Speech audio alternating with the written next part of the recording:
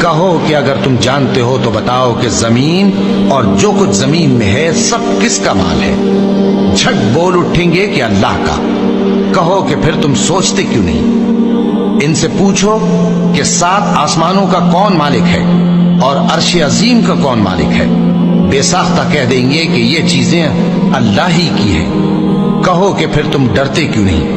کہو کہ اگر تم جانتے ہو تو بتاؤ کہ وہ کون ہے جس کے ہاتھ میں ہر چیز کی بادشاہی ہے اور وہ پناہ دیتا ہے اور اس کے مقابل کوئی کسی کو پناہ نہیں دے سکتا؟ فوراً کہہ دیں گے کہ ایسی بادشاہی تو اللہ ہی کی ہے۔ کہو کہ پھر تم پر جادو کہاں سے پڑ جاتا ہے؟ بات یہ ہے کہ ہم نے ان کے پاس حق پہنچا دیا ہے اور یہ جو بت پرستی کیے جاتے ہیں بے شک جھوٹے ہیں۔ اللہ نے نہ تو کسی کو اپنا بیٹا بنایا ہے اور نہ اس کے ساتھ کوئی اور معبود ہے۔